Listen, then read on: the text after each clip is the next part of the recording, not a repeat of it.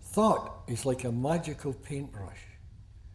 You know how an artist, he gets a canvas and he gets a paintbrush and he starts painting trees and he starts painting rivers and animals and grass and mountains, and he paints a picture.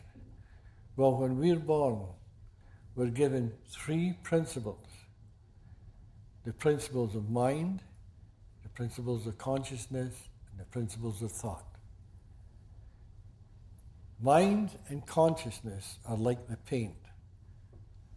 The brush is what you use, and the brush is thought.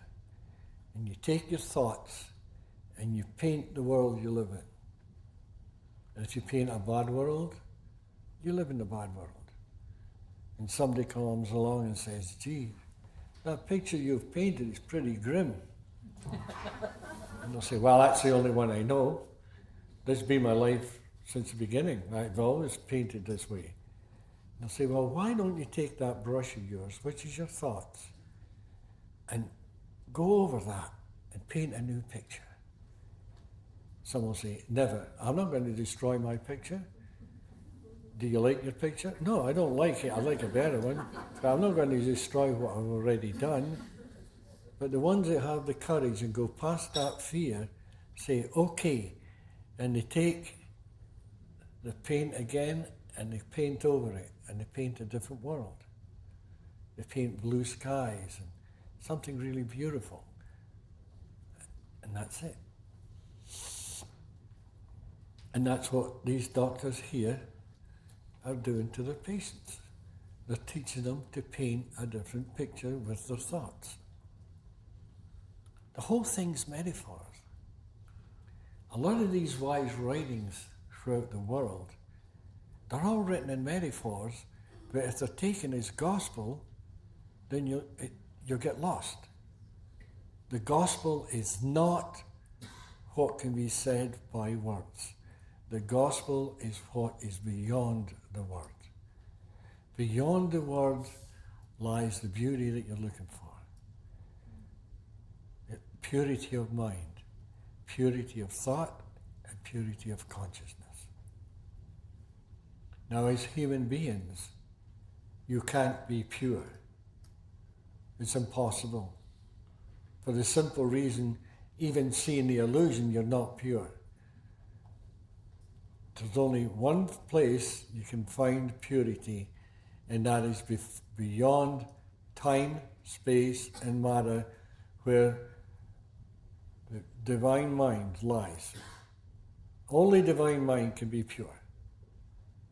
The personal mind is always impure to different degrees.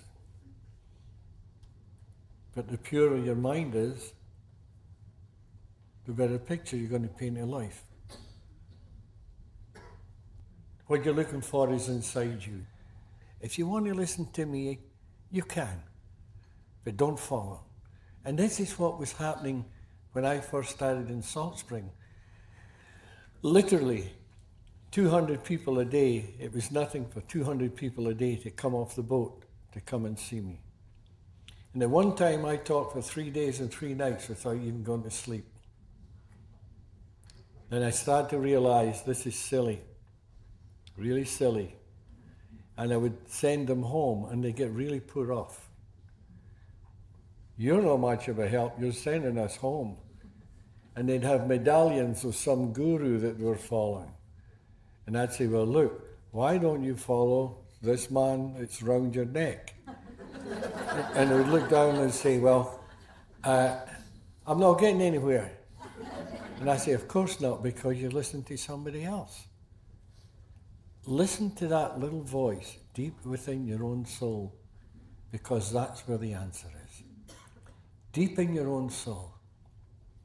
And as I said yesterday, soul is pure consciousness. Now, through the years, you've heard people say, that man or that woman is losing their soul to the devil, and they're going astray. Do you know what that means? That they're losing their level of understanding to their own self, their own ego. And that's what the ego is. The ego is the dark side of life, because the ego is the illusionary carrier in this world. And this illusionary carrier tricks you. It wants you to get lots of money. It wants you to get lots of power. It wants you to be number one. And this is what's created all the problems from the very beginning of time. This is what creates wars. This is what creates all the atrocities that's going on in the world today. Now, this ego is starting, the way I see it, this ego is starting to take over the world. It's going into everybody. It's going into the mainstream. And this is why all the wars are happening, all the atrocities. Now, what the world has to do is to start looking in another way and look inside and lift their level of understanding. Now, lift their level of consciousness. Same thing. You lift your level of consciousness, you lift your level of understanding, and when this understanding comes, it will not come from outside, it will not come from a book, it will not come from a lecture, it's inside. It's an innate wisdom that lies inside. Now, when I say inside, that's a metaphor. What I really mean is this innate wisdom is that mind, that divine mind that you're connected to. And that's the secret of mind. The secret of mind holds all the answers that human beings are looking for. All mankind is looking for this wisdom, whether they know it or not. Some people even look for it through drink. Some look for it other different ways. Some try it through yoga, some try it through meditation, some try it. There's thousands of ways to try it. But no matter how they try it, if it's an outside trial, it'll never happen. It'll always happen inside. And that's why a true mystic is not interested in you. They're not ashamed. They're not interested in you. They couldn't care less, because you're an ego. They don't want to talk to you. But when they talk to you, they don't talk to you, the little ego. They talk inside. They talk into themselves, because we're all one. And they talk to you inside. And they keep taking you inside. And maybe someday you will hear past their words and you go, whoa, just like what Chip was talking about. That whoa, you've got it. You feel this feeling. And it'll never come from the intellect. It'll come from a feeling.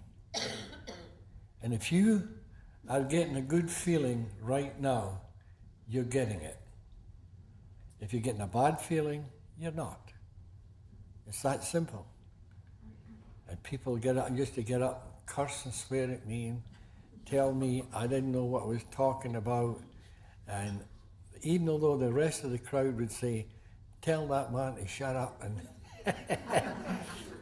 but that was the way it was. You know, I've had 3 people ask me, what happened to my old mother-in-law? Remember that? Now, when we first got married, I was one of the nicest human beings in the world. But after her husband passed away, it started to dissipate. She started to stay with us, and we thought maybe it was because she was staying with us. But I knew better. Even before the experience, I knew better. I knew what it was, but I knew if I said this is what it was, there would be a big argument, so I just kept quiet. I had this experience, and thousands of people are coming to see us. All these gurus and mystics, all these different kinds of doctors and therapists, etc., all searchers all coming looking. And a lot of them are changing. and the doctors are changing their practice, then they'd phone you up and say, Sid, do you know what happened in my office today? It was a miracle.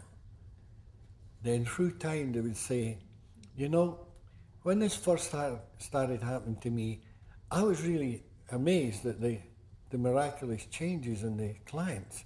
But now it's just an everyday occurrence and it gets boring. Now she saw this.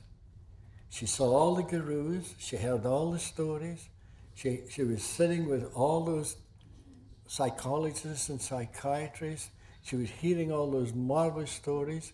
She saw Chip and Jan change, she saw Ken and Elsie change, she saw all these different people change, and 3 years have gone by, and she's still determined that she's going to do something about it.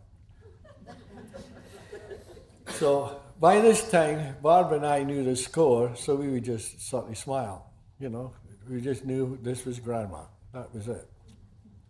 And Grandma, this is what she would do. She was a great reader, and she knew I had read almost zero in my life. She knew that.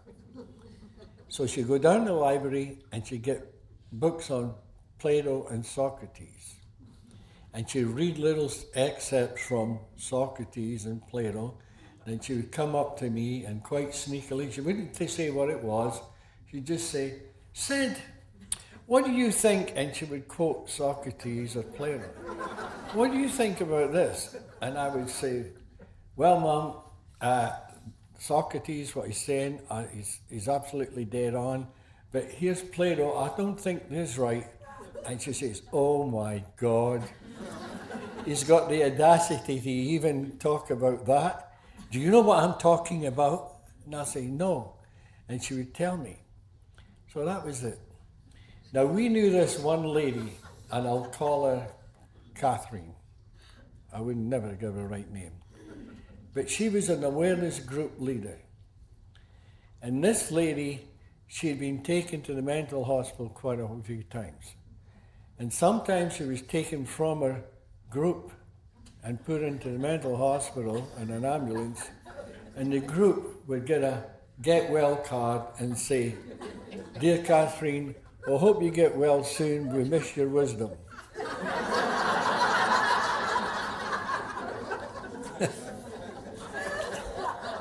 This is true. That's a true story. Now, Catherine was a lady middle-aged, so let's leave it that way. And she wore old English tweedy clothes, big black shoes, bent over, and she was pretty well drugged up, you know, from her psychiatrist.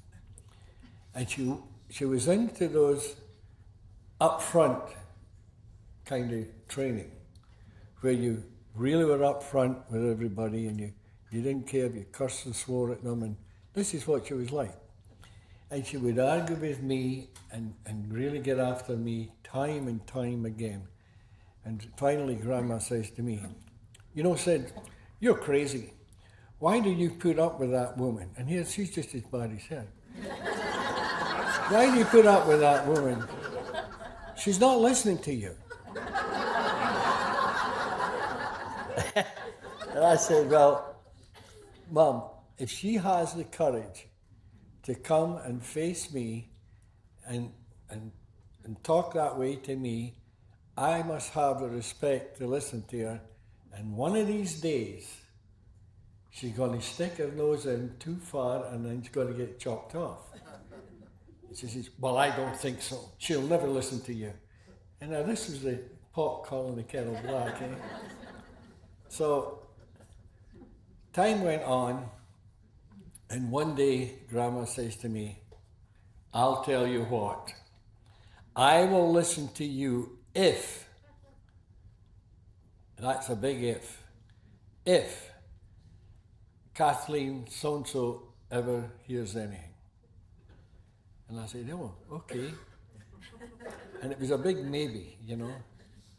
So it just so happens the very next morning, Barbara and I went down to the village to get some groceries.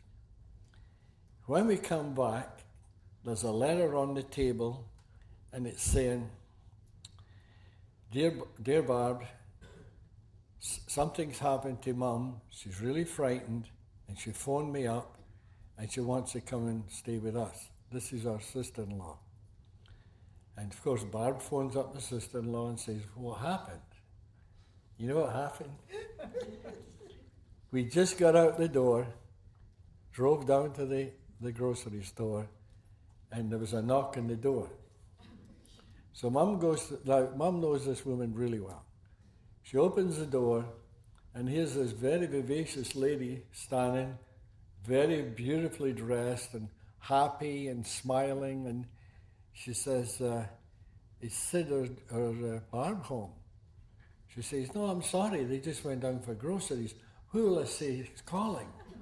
She says, it's me, Kathleen. And that freaked Mum right out. She had changed so much, she didn't recognize her. She didn't have a clue who she was talking with. And it freaked her out so much, she got afraid. Remember yesterday I told you it was fear?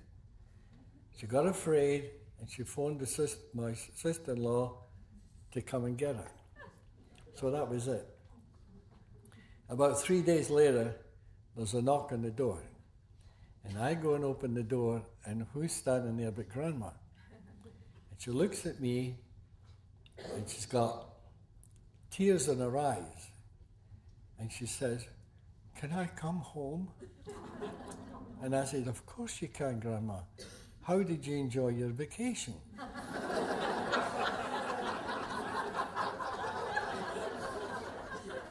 She threw her arms around me and held me for the longest time, started to cry, and said, from now on, whatever you say, I will listen. Now here's something. Within maybe a month, I would see this 70-year-old woman sitting, lecturing and instructing and helping professional doctors, psychiatrists, psychologists. She was lecturing to them in a very, very nice way. Her voice had changed, her whole attitude to life had changed, and I was a hero. I finally made it. And I remember once there was this gentleman came from Australia, and he was a doctor or something, I forget what it is. And he got the whole spiel, you know, what was happening and everything. And he and I said to him, well, look, let's you and I walk along the beach. So the two of us walked along the beach, and we're talking about this, that, and the next thing. And we get back, and it's about 3/4 of an hour. We walk in, and he said to Barb, you know, I've been with Sid for 3/4 of an hour, and he hasn't said anything yet. And Mum said, if you've been with Sid for 3/4 of an hour, you just didn't hear him. And that was it. She turned out to be the most beautiful lady you've ever met in your life. And this is the laugh. The people that knew her prior would say to me, how's the old cock pheasant getting on? And I think to myself, what are they talking about, you know? Then the new people that knew her would say that Mary was the most loving human being they'd ever known in their life. And I'll bet you in here there's a lot of people knew her. If anyone got up here and started talking about my mother-in-law, they would tell you she was the most beautiful, tranquil, loving lady. And then when she was about 74 or 5 at this time, and she died when she was 80. And just before she died, she said to me, you know, Sid, the last 5 years of my life have been worth the 75 years prior. She says, if I had known this, but that 5 years that she got were so beautiful to her, this was her life. And she was an absolute dream of a lady. And that's that old battle axe I was talking about yesterday.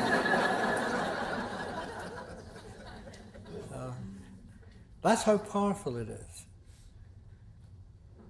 We've seen so many changes in so many people. It's unbelievable. People were told they could never be healed. And just like that, they'd be over. But it wasn't just like that, they're over. They would jump the boundaries of time and go beyond modern day psychology.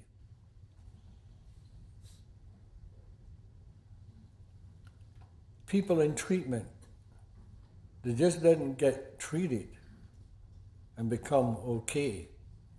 They jump the boundaries of time and go beyond even the therapist at times. And then the therapist would ask them, and they would explain to the therapist. Because you see, it's not the amount of time that you've been listening. A lot of people will say, well, I've known Sid for 30 years, and you've only known him for a week, so I know a lot more than you. That's not true. And if that therapist ever said that to you, you know that therapist does not understand the three principles, because there's no time. Time's an illusion. And if you jump that boundary of time, and you can find out in seconds what it takes somebody else 30 years. I know when I was born, I must have been a dandy in the last life. I was miserable. I honestly, I did. I led a miserable life until I was 42 years old. Nothing out there the whole world was against me. The way I was born, adopted into a family that I thought didn't have any love, and we go on and on. I'll tell you something. If I had gone to a psychiatrist or psychologist prior to this, they would have said, wow, do you ever need help because of your past? And I blamed my past, just like most everybody in the world blamed their past. Just like how the psychologists are told to take them into the past to find out where it all happened. But when I found out what I found, I realized the past had absolutely nothing to do with it. It was the way I saw it. Now, if you take my level of understanding now and take me back into the past and make me a little boy again, and I'm coming through life with the level of consciousness I've got now, I would have seen a totally different world. I would have thought different, saw different, acted different. I would have had tons and tons of hope, because this is something I never had, was hope. And this is what the beauty of the three principles are. And that's the beauty of these your therapists that are here now. You give your clients hope. You don't say, oh, there's no hope for you.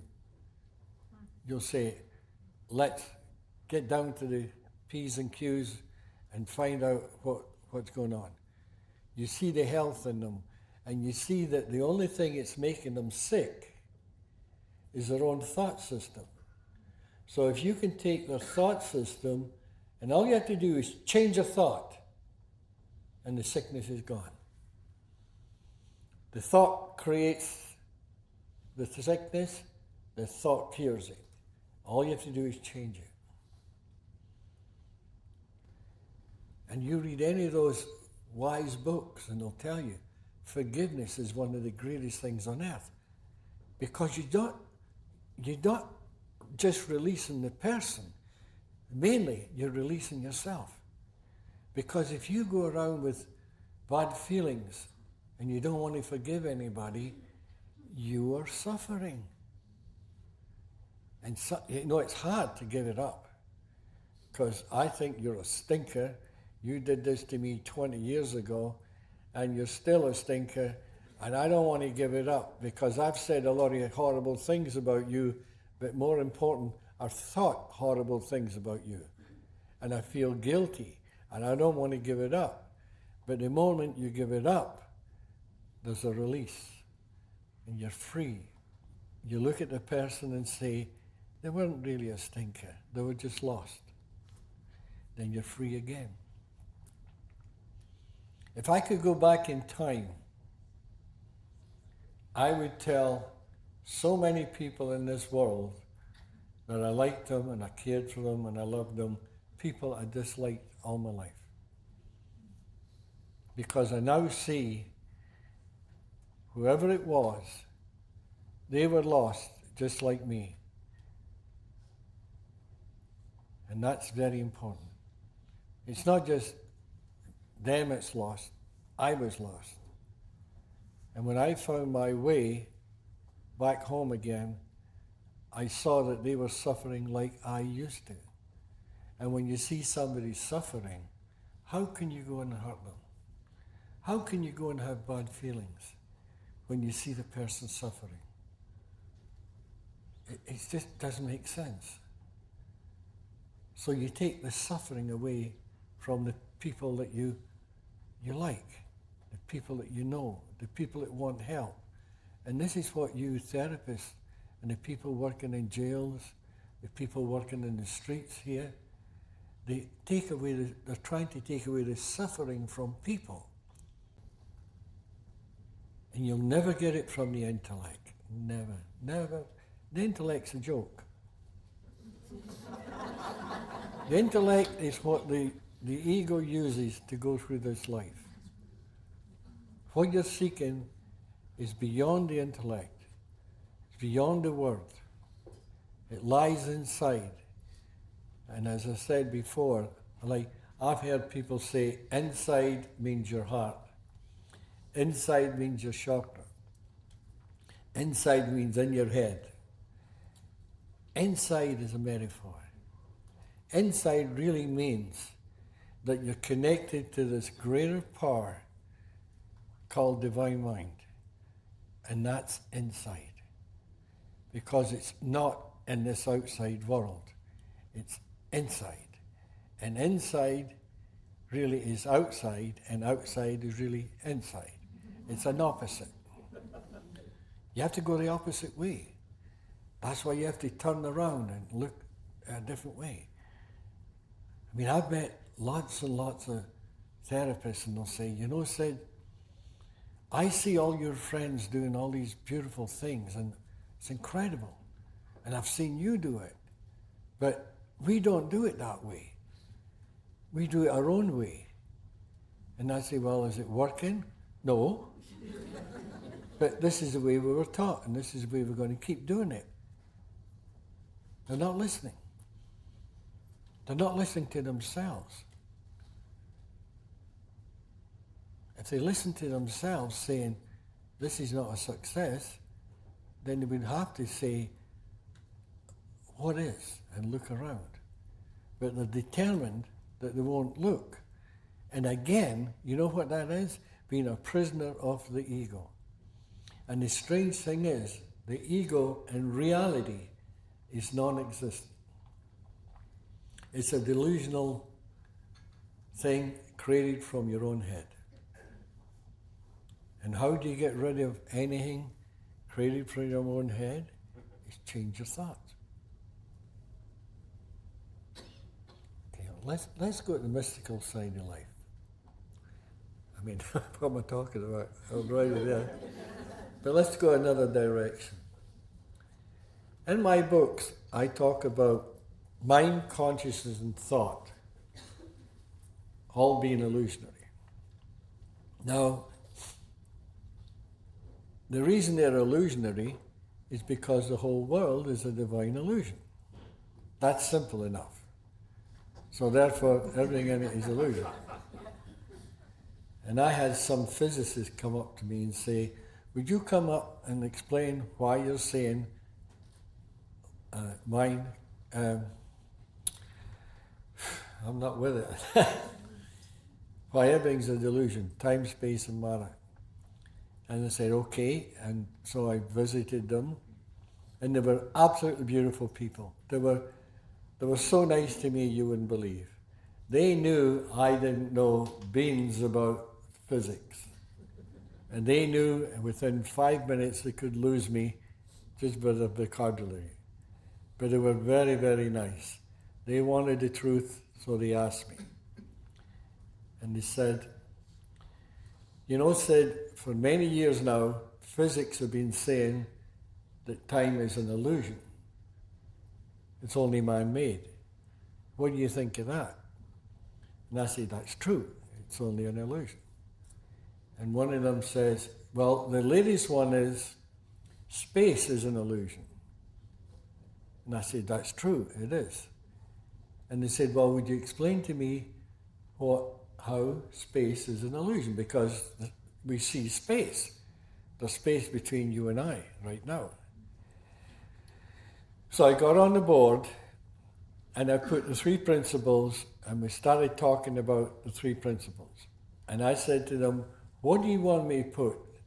Universal principles or divine? And they said, whatever. And one man said, well, put divine. So I said, okay. So I put divine mind, divine conscious, and divine thought.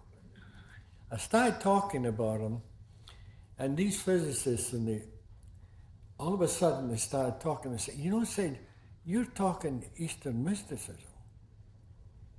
And I said, oh, really? And they started talking about Eastern mysticism. And the other one would say, you know what you're talking about? And they would keep going into different subjects. And it was super interesting for Judy and I to listen to them. But they were connecting that these principles hold everything. And they were coming out with the most elaborate statements. So we got back to space being an illusion. And I have to admit, what I said at the beginning, if you want real space, is between here and a Scotsman. So, and I said, but truthfully, I got 2 Dixie cups, and I held them up, and I said, what is between these Dixie cups? The man said, space. And I said, no, there's no space. And they said, why? Now listen to this. This is why I told you about beyond space and matter, there's a formless energy. And this formless energy is turned into form. And that's what we call creation. Nothing in creation doesn't have a form. Literally, there's no such thing as nothingness in this form, in this world. So we got the Dixie cups, and I said, what is this Dixie cup made of? It's that formless energy turned into a form, the form of a Dixie cup. And so is this one. And in between the illusionary space, there's energy, there's dust particles, there's all different kinds of things in between. But they can't see them. But it doesn't matter. There's still a form. So here's a form, in between's a form, and the Dixie cup's a form. So there's no such thing as a space. It just looks like it. And they said, well, what about time? You know how the great mystics of the world have always talked about, I put a lot of emphasis on the now. And this is where these doctors of this world today are having all the successes, because they take everybody back to the now. And there's no such thing as the past. It's an illusion. It's historic illusion.